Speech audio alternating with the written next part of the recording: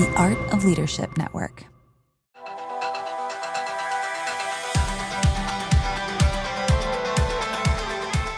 Well, hey, leaders, welcome to the LeadCulture Podcast, part of the Art of Leadership Network. I'm your host, Jenni Catron, CEO of the Foresight Group. We're a company dedicated to helping leaders develop thriving teams. Each week, I'll be your guide as we explore practical strategies to equip you with the tools you need to lead with clarity, confidence, and build unstoppable momentum in your organization. My mission is to be your trusted coach, empowering you to master the art of self-leadership so you'll learn to lead yourself well so you can lead others better. Each week, we take a deep dive on a leadership or a culture topic. You'll hear stories from amazing guests and leaders like you who are committed to leading well. So let's dive in and keep learning on this leadership journey together. So friends, today I have kind of a special episode for you. I'm even in an unusual setting, not at home, not in my normal workspace, but wanted to record an episode to talk about my new book, Culture Matters. So I've hinted at this on and off over really the last several months. I've been working on the book, honestly, for about a decade, but actually writing the book the better part of this year. And it has been a journey. It actually has been 8 years since the 4 Dimensions of Extraordinary Leadership released. So it has been 8 years since my last book release. And so needless to say, although I do a ton of writing regularly, writing a book is just a different discipline in so many ways. And there's probably other stories that I need to share at some point about just the discipline of writing again with that commitment, that regularity, that like those deadlines, and the expectation that you're creating something that lives on for years to come. And I was actually processing some of this with my husband and saying, I was really looking back at Clout and the 4 Dimensions and just how proud I am of that work and that I still feel like it holds up.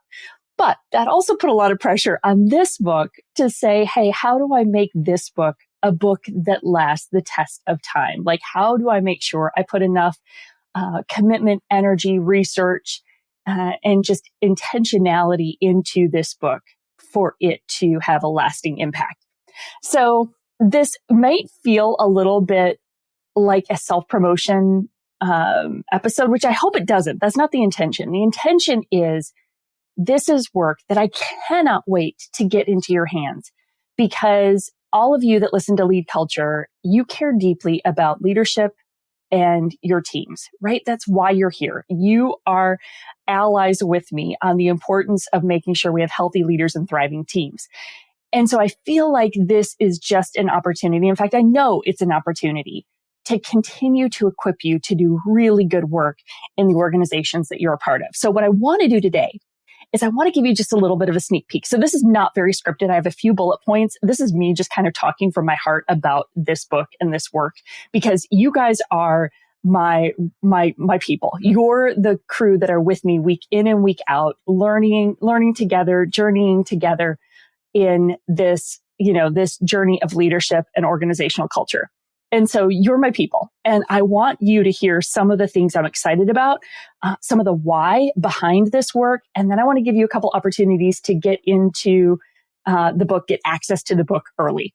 So let me just take you back a little bit. This whole concept of organizational culture has been a passion point for me for a really long time, although I wouldn't have known it early on. In fact, I reflect on some of my earliest experiences, and I do write about these in more detail in the book, but I think back to like my first summer job at the ice cream shop in small town, Wisconsin, where I had an amazing boss and owner of the store, great coworkers, just a fun place to work, a high level of belief, high level of connection, high level of clarity, and absolutely thrived in that space. And then you contrast that with my winter job, which was working in a Christmas tree farm, making Christmas wreaths. And it was like the environment was literally cold because we're in Wisconsin in the winter, November, December.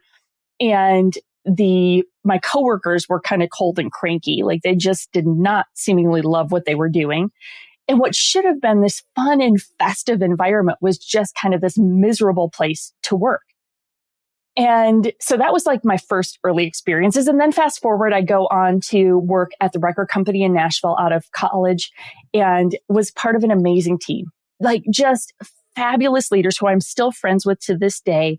Amazing coworkers who, 3 of them I call my golden girlfriends. We go on trips together every year. We have a constant text message going, every day. Like my deepest, truest friends were from that era of work. And then we went through a corporate merger, and overnight the experience went from amazing of like a team of people I loved working with. We were succeeding. We were, just accomplishing big goals. Like we were working hard, but we were having fun and we loved who we were doing it with. And then we merged with the other division in our company. And overnight it went to this place that I absolutely loathed. Like I absolutely loathed it. And that was the moment that got my attention of like, there's something about culture. There's something about the environments leaders create that either attract or repel people. And so that was the thing that I said, I've got to figure this out. I've got to figure out, how do you as a leader, like how do you create environments that great people want to be a part of, right? How do you create environments that great people want to be a part of? And so from there, I went to work in at the church that I was a part of, and I was employee number 5. I was second chair. I was executive director in the organization, and I recognized that I now sat in the seat of influence. I sat in the seat where I was going to be shaping the culture for that team, and I had to be really intentional about the culture that I was creating. I had to be really intentional to create an environment that great people wanted to be a part of, because in that context, we were a small church plant, very limited budget, right? Just didn't have a lot of resources. So we were attracting great people because of the mission. And we were only going to keep them if it was an environment that they enjoyed being a part of. And not only that, we could only hire a handful of staff. We needed to recruit hundreds of volunteers. And so I recognized that there had to be something more than a paycheck that kept people engaged. And that's when I began to really dig into culture. And then I began reflecting back on the ice cream shop and the Christmas wreath place and thinking about the ingredients that made for a great culture. And so that became the work that I share in Culture Matters, a framework for helping your team grow, thrive, and be unstoppable. That's the title of the book, releasing February 11th. So we've got a few months before it comes out. But again, I want to give you kind of a sneak peek of what's happening inside of this book and where it comes from. It was really that recognition that the environment that leaders create matters significantly. And you know this, you've experienced it. Think about one of the best teams you've been a part of, best organizations you've worked in. Like, there was something that attracted you. There was something that compelled you. And it wasn't just kumbaya. Like, it wasn't just the fun stuff and the perks and the things like that. In fact, a lot of times great organizations don't have all the bells and whistles. They have a group of committed people that have clarity around a shared goal and are working effectively together to make that happen. And that's at the heart of culture. In fact, my definition that I share in the book is culture is who we are, like that clarity of who we are as an organization, as a team. Like, what's our mission? What's our vision? What's our purpose? Like, what are the distinctives about what we do, even as an organization, that make us unique? So clarity of who we are and how we work together, the values, beliefs, the behaviors that guide how we interact to achieve our mission. That ultimately it's about that mission, that we are a team on a mission. And so we need that clarity of who we are and how we work together to achieve that mission. And when that is clear and every team member understands it, their ability to achieve that mission just is exponentially greater. That's when they're unstoppable. And so that was my why. I began to look at my own experiences and recognize I want every person who's on a team that I lead to have this experience too, right? Like, I want them to thrive. I want them to flourish. I want the best of the people on my team to show up day in and day out because I am helping draw out the best in them. And so what I noticed as I began to study this, so I'm reflecting back on the teams that I'm a part of, both the good ones and the bad ones. I'm looking at organizations and teams around me because by this time I'm writing and speaking on leadership. So I'm seeing a lot of team dynamics. And I noticed that there's a breakdown after about a dozen staff or more, right? That up until you have about a dozen staff, everybody kind of catches the culture, right? You have proximity to the owner or the founder or the senior leader. And so you kind of get how we do things here, right? Like that idea of this is how we do things here, or that's not how we do things here. Like you get it. You're in close proximity. Most of the team is together all the time. And that's wonderful. That's actually a really, really fun stage of organizational life. And so when you're in those stages, like soak them up, enjoy every minute of it. But what I noticed was that as soon as you couldn't all sit around the table together, as soon as not everybody was in every meeting together, which by the way, I don't recommend, like you can only do that for a short season, usually in startup stage, and then you need to grow beyond that. And so you have to develop systems, infrastructure, behaviors that reflect a growing and maturing organization. And so the same thing is true with culture, in that what happens is a lot of times we're responding, we're growing, we're adding people, the team's expanding, and we are just assuming that everybody is still catching the culture. Well, it couldn't be further from the truth, in that people are starting to bring their own interpretations, their own experiences. And because not everybody's together all the time and we can quickly kind of course correct on misunderstandings of, here's who we are and here's how we work together. Like as soon as there's multiple interpretations of that, you need to define that more clearly. You need to get really honest about what does it mean to be a part of this team? What does our culture look like? And that's what I noticed is that most organizations that I was interacting with didn't have a plan for their culture.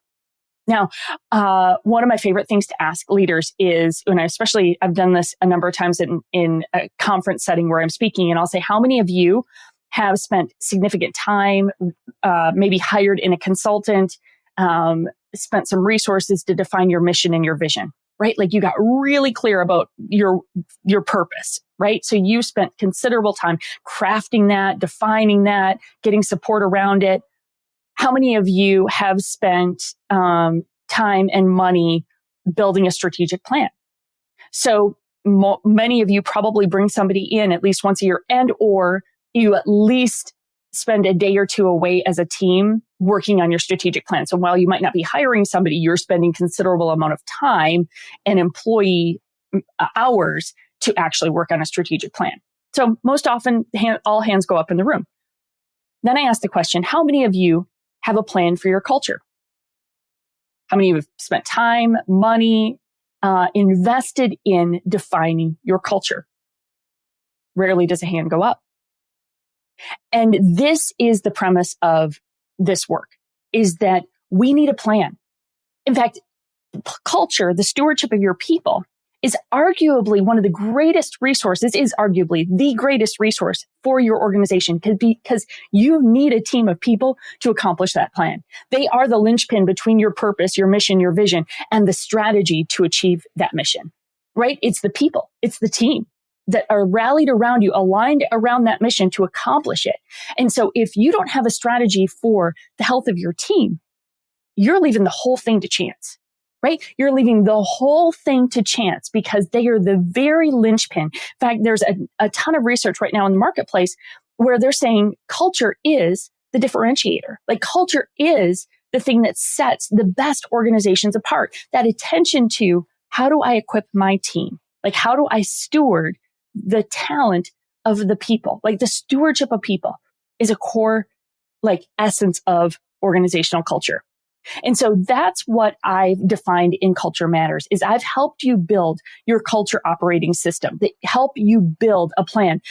There is research that reinforces those questions that I've asked. It says that 90% of leaders believe that an engagement strategy or a culture plan will have an impact on their organization, but only 25% of them have a plan.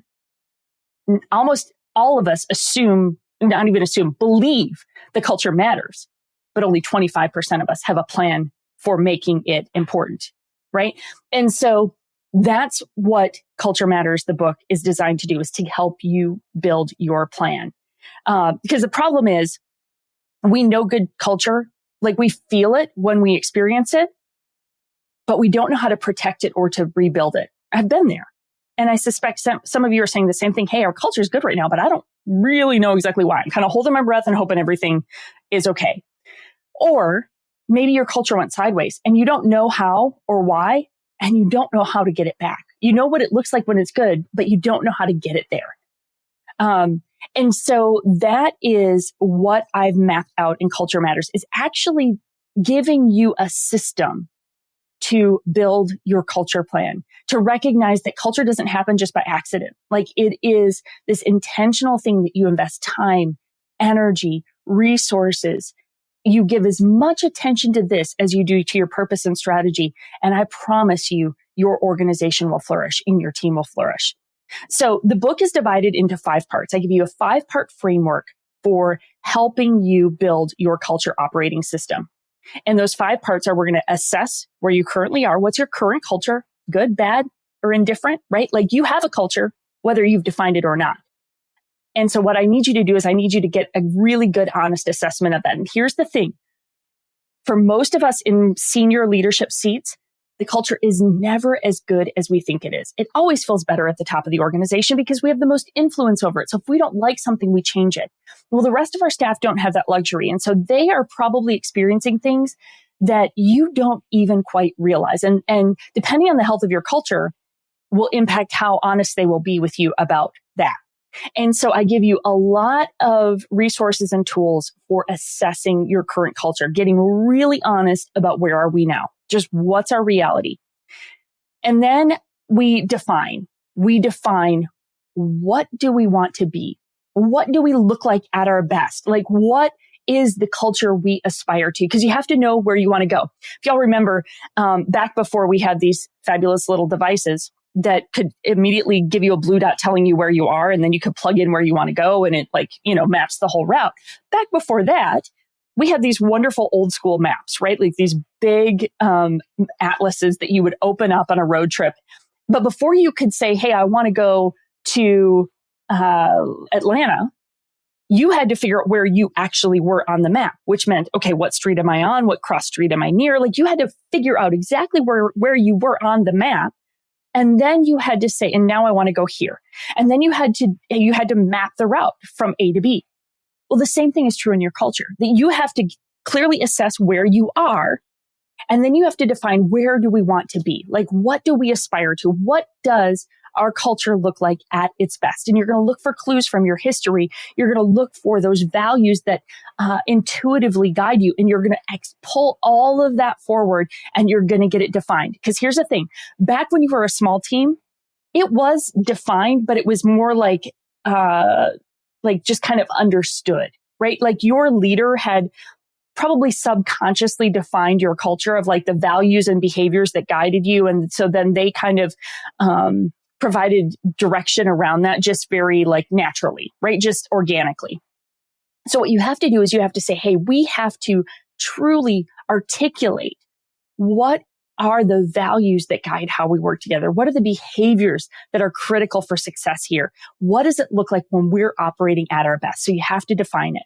The third part of the framework is you have to assess, define, and then you have to build. You have to build the plan to get from here, to get from your actual culture to your aspirational culture. You have to build a plan, right? It needs a plan. Like every other critical system in your organization, culture needs the plan. So we're going to build that plan. Then we're going to equip you to execute that plan and to maintain the momentum around that plan. That's the critical piece, is that you have to be so intentional to keep investing in your culture, right? That your leaders have to be equipped to make sure they're not unintentionally sabotaging the very thing you're trying to define. So that's where the leadership development piece comes in. We call it the LeadCulture framework because leaders need to lead culture. So we assess, we define, we build, we equip, and we commit. Number 5 is commit, meaning this is an ongoing system. This is not an episodic, like we're going to just do this one day, hurrah, we're going to do this one time assessment. No, this is a commitment saying we are going to commit to the ongoing work of the health of our team. And so those are the 5 phases of the framework in brief. And that's what we walk you through in helping you like take basically wherever you are with culture, whether you have some semblance of some things defined, whether it's very organic and just kind of understood because you've got a small team, or whether it is off the rails, like everybody has their own interpretation. The LeadCulture framework in the Culture Matters book will help give you the operating system, right? It is going to walk you through it from beginning to end.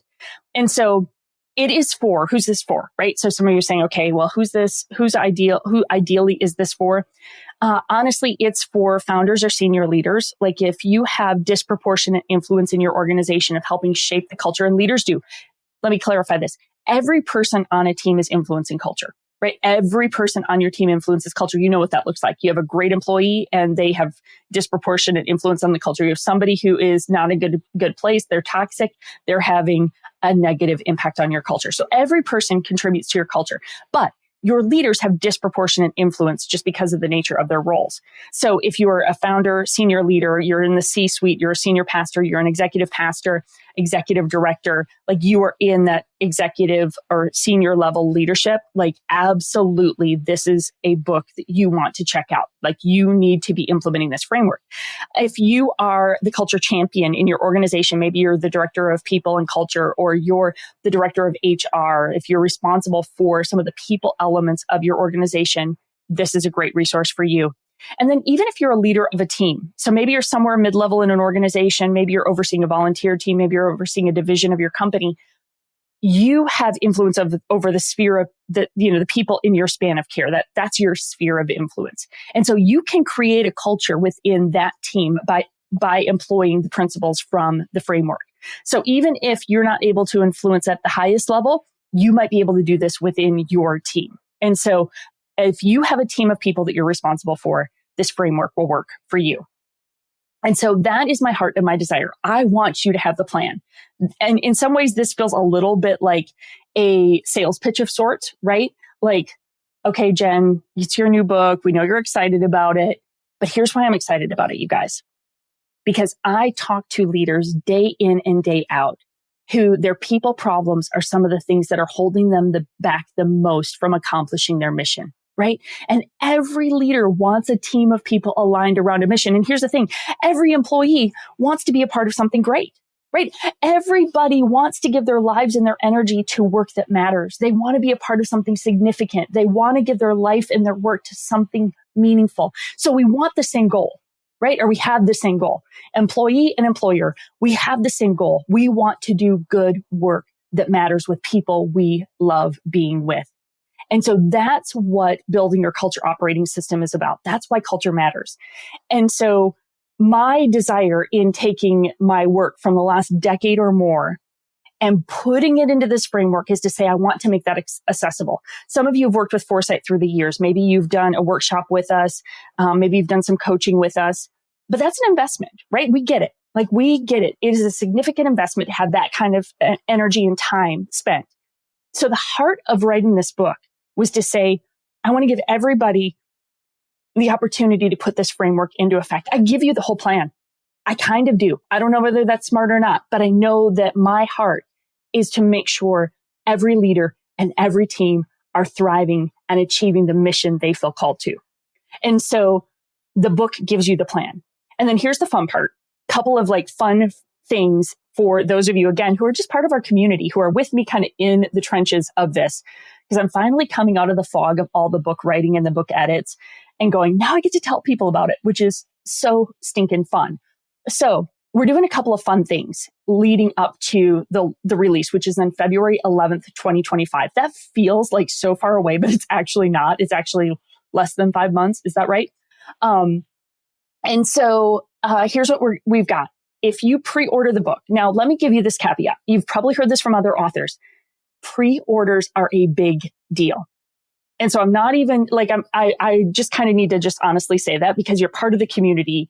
I want you to hear it. Like pre-orders actually really matter. It's what tells the publisher, it's what tells the bookstores that, oh, this book might actually be worth stocking. This book might be worth putting on our shelves. And particularly for myself, who is a person of faith, often writes in the faith space, that sometimes we get a little bit less shelf space. This book, by the way, is very accessible to every organization. So you don't have to be a faith-based organization for this framework to work. I am not shy about my faith, but the framework operates, inside of any organization. If you have to be a little more neutral about faith in your organization, the framework still works. The book still works. So, if you're a Christian, but you're in a corporate setting or a business that, you can't just bring in things that are based on scripture, the book is going to work for you in that context. Anyway, I digress. The book pre-orders matter in that it helps bookstores, publishers know, okay, there is an audience for this. There are people who want this book. So it's a big deal. It just helps us get the exposure and the awareness and the attention so that the book gets stocked well. So here's what I have for you. If you pre-order the book starting now up through February 11th, we have a ton of extra bonus material. So if you go, you can go order the book wherever you buy books. So go to Amazon, go to Barnes & Noble, go to your local bookstore, wherever you go. Then go to culturemattersbook.com. So you'll go pre-order wherever you pre-order. Then go to culturemattersbook.com and you're going to see a spot there where you can plug in, hey, your name, your email, and your order number from your receipt. Okay. So you'll just go grab your receipt number or your order number from Amazon, just plug it in there. That will let us know, hey, I've pre-ordered here. Then it's going to unlock a bunch of bonuses. So here's what you'll get. You will get a free advanced digital copy of the book. So this is like not final proof stage. This is kind of the stuff like advanced readers and endorsers get, but you're going to get a digital copy of the book so you can dig into the framework right away. So you'll get a digital copy of the book, a PDF copy of the book. You'll get a workbook that goes along with it. So again, a digital workbook that will help you start to take action on it. And then you are going to get a masterclass that I've recorded only for people who pre-order the book. Like I'm not doing this as a webinar. I'm not doing this in some other space. Like this is content exclusively for people who pre-order the book where I'm walking you through, like coaching you through the first phase of the framework. And then we're doing a Culture Matters Summit in January where myself and a number of friends are going to do a live free summit all around Culture Matters. And you'll get access to that as well as the replay of it. So you get over $300 worth of freebies if you go pre-order the book now. So what you do there, go pre-order the book wherever you buy books, go to culturemattersbook.com and plug that information in. And then you're going to get, I think it's an email. My team knows all the details. You're going to get an email with all of your bonus resources. So that is one of the best ways you can help me just promote the book, share the book, etc. So I would love for you to do that.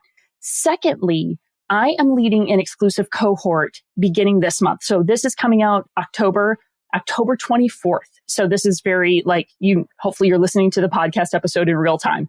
October 24th, I am launching a LeadCulture Accelerator cohort where I'm going to take a small group of people, like very limited number of individuals for 5 sessions beginning in October, ending in January. I'm going to take you through 5 sessions, 5 phases of the framework, and I am going to live coach you in a group setting, like I'm on video.